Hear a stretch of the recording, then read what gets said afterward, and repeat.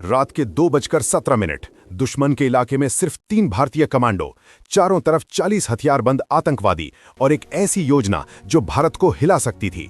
लेकिन अगले 10 मिनट में जो हुआ उसने इतिहास बदल दिया। ऑपरेशन साइलेंट शैडो की कहानी शुरू होती है। रात के ठीक 2:17 कश्मीर की पहाड़ियों के बीच बसी एक सुनसान सैन्य चौकी पर अचानक अलार्म बज उठा। अंधेरी रात, आसमान में बादल और पहाड़ों के बीच गूंजती तेज हवा।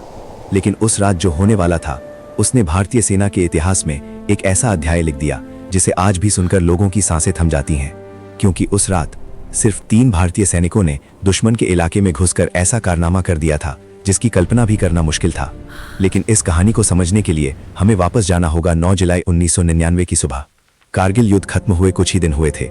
पूरा देश जीत का जश्न मना रहा था, लेकिन सीमा के उस पार कुछ लोग अभी भी बदले की आग में जल रहे थे। पाकिस्तान के कब्जे वाले इलाके में एक गुप्त ठिकाने पर कुछ आतंकवादी कमांडर बैठकर योजना बना रहे थे। उनका लक्ष्य साफ था, भारत की एक बड़ी सैन्य चौकी पर हमला। लेकिन उन्हें नहीं पता था कि उनकी ये योजना उनकी अपनी तबाही की वजह बनने वाली है। लेकिन कहानी में असली मोड़ तब आया जब भारतीय सेना को इस गुप्त योजना की भनक लग गई और ये जानकारी लेकर आया था एक ऐसा शख्स जिसकी पहचान सुनकर हर कोई चौंक गया। वो शख्स था पाकिस्तान की ही एक खुफिया एजेंसी का पूर्व सदस्य। उसने भारत को एक बेहद खतरनाक साजिश के बारे में बताया। उसने कहा, अगले 72 घंटों में भारतीय सेना की एक चौकी पर बड़ा हमला होने वाला है। ये सुनते ही भारतीय सेना के खुफिया विभाग में हड़कंप मच गया। सूचना को तुरंत सेना मुख्यालय भेजा गया। वहां बैठे वरिष्ठ अधिकारियों ने तुरंत एक गुप्त बैठक बुलाई। नक्शे खोले गए, सैटेलाइट तस्वीरें देखी गईं और कुछ ही देर में साफ हो गया दुश्मन का निशाना था द्रास सेक्टर की एक महत्वपूर्ण चौकी। अगर ये चौकी गिर जाती तो दुश्मन को इलाके में घुसने का रास्ता मिल सकता था। लेकिन सबसे बड़ी समस्या ये थी कि हमला कब होगा और कहां से होगा ये किसी को पता नहीं था। सेना के अधिकारियों ने समझ लिया था कि केवल इंतजार करना अब खतरे से खाली नहीं है। अगर दुश्मन ने पहले हमला कर दिया तो नुकसान बहुत बड़ा हो सकता था। इसलिए एक छोटा लेकिन बेहद खतरनाक मिशन तैयार किया गया। इस मिशन का नाम रखा गया ऑपरेशन साइलेंट शैडो। इस मिशन के लिए सिर्फ 3 सैनिकों को चुना गया। ये तीनों भारतीय सेना की स्पेशल फोर्स के सबसे भरोसेमंद और साहसी कमांडो थे। पहला था कैप्टन अर्जुन राठौर, एक तेज दिमाग और बेखौफ अधिकारी जिसने कई गुप्त ऑपरेशनों को सफलतापूर्वक अंजाम दिया था। दूसरा था सूबेदार विक्रम थापा, पहाड़ों में लड़ाई का माहिर जिसकी नज़र अंधेरे में भी खतरे को पहचान लेती थी। और तीसरा था हवलदार कबीर खान, एक ऐसा कमांडो जो अपनी सटीक निशानेबाजी और शांत स्वभाव के लिए जाना चाहता था। तीनों को एक बेहद खतरनाक काम सौंपा गया। उन्हें दुश्मन की सीमा के अंदर घुसकर उस आतंकवादी कैंप का पता लगाना था जहां से भारत पर बड़े हमले की तैयारी की जा रही थी। मिशन बेहद गोपनीय था। अगर दुश्मन को जरा भी भनक लग जाती तो तीनों कमांडो की जान खतरे में पड़ सकती थी।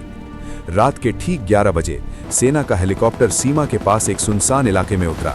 हेलीकॉप्टर के ब्लेड धीरे धीरे रुकने लगे और उसी अंधेरे में तीनों कमांडो जमीन पर उतर गए। हेलीकॉप्टर बिना कोई आवाज किए तुरंत वापस उड़ गया ताकि किसी को शक ना हो। चारों तरफ घना अंधेरा था।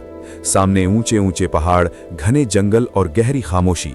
लेकिन उस खामोशी में भी एक अजीब सा डर छिपा हुआ था। हवा ठंडी थी और पेड़ों की हल्की सरसराहट सुनाई दे रही थी। ऐसा लग रहा था जैसे पूरा जंगल किसी अनहोनी का इंतजार कर रहा हो। तीनों कमांडो धीरे धीरे आगे बढ़ने लगे। हर कदम बेहद सावधानी से रखा जा रहा था। उनके जूतों की आवाज भी जमीन में दब जाती थी, क्योंकि जरा सी आवाज पूरे मिशन को खतरे में डाल सकती थी। उनके हाथों में अत्याधुनिक हथियार थे और आंखों पर नाइट विजन डिवाइस लगे हुए थे। करीब 1 घंटे तक वे लगातार पहाड़ों और झाड़ियों के बीच से गुजरते रहे। रास्ता आसान नहीं था, लेकिन तीनों को ऐसे मिशनों का अनुभव था। अचानक उन्हें दूर पहाड़ियों के बीच हल्की सी हलचल दिखाई दी। कैप्टन अर्जुन तुरंत रुक गए और उन्होंने अपने बैग से नाइट विजन दूरबीन निकाली। उन्होंने दूर देखने की कोशिश की। जैसे ही उन्होंने दूरबीन से उस जगह को देखा, उनकी आंखें अचानक फैल गईं। वहां लगभग 30 से 40 हथियारबंद आतंकवादी मौजूद थे। वे सभी किसी बड़े हमले की तैयारी में लगे हुए थे। कुछ लोग बड़े बड़े बक्सों से हथियार निकाल रहे थे। वहां रॉकेट लॉन्चर, ऑटोमेटिक राइफलें और भारी मात्रा में गोला बारूद जमा किया जा रहा था। ये साफ था कि ये कोई साधारण कैंप नहीं था। ये एक बड़ा आतंकी बेस था जहां से किसी बड़े हमले की योजना बनाई जा रही थी। कैप्टन अर्जुन ने तुरंत अपने रेडियो को ऑन किया और धीमी आवाज में संदेश भेजा।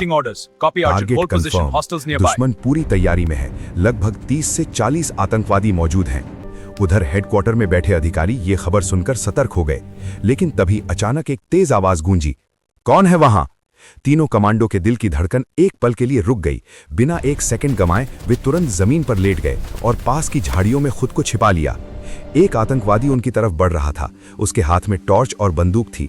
वो धीरे धीरे इधर उधर रोशनी मारते हुए आगे आ रहा था।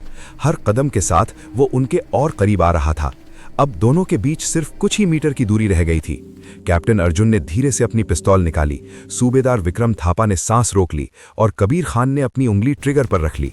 कुछ ही सेकंड में वो आतंकवादी उनके बेहद करीब आ गया और अगर उसने जरा सा भी इधर उधर देखा तो तीनों कमांडो का छिपना नामुमकिन हो जाता।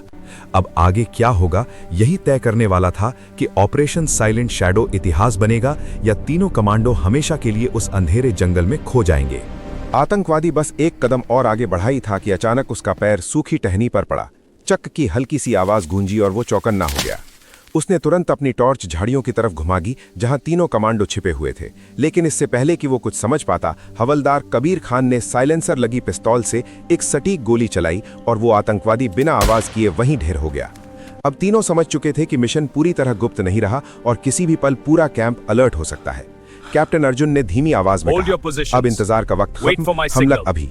अगले ही पल तीनों अलग अलग दिशाओं में फैल गए। सूबेदार विक्रम थापा तेजी से एक ऊंची चट्टान पर चढ़कर स्नाइपर पोजीशन में आ गए, जबकि कबीर खान चुपचाप गोला बारूद के ढेर के पास पहुंचे और वहां विस्फोटक लगा दिए। जैसे ही कैप्टन अर्जुन ने इशारा किया, कबीर ने डिटोनेटर दबाया और जोरदार धमाका हुआ। पूरा कैंप हिल उठा। चारों तरफ अफरा तफरी मच गई। आतंकवादी इधर उधर भागने लगे, लेकिन तब तक विक्रम की गोलियां अंधेरे को चीरती हुई अपने निशाने पर लग रही थी। अर्जुन सामने से कवर फायर देते हुए आगे बढ़ रहे थे और कुछ ही मिनटों में पूरा ठिकाना आग और धुएं में बदल गया। कैप्टन अर्जुन ने आसमान में फ्लेयर छोड़ा, मिशन पूरा होने का संकेत।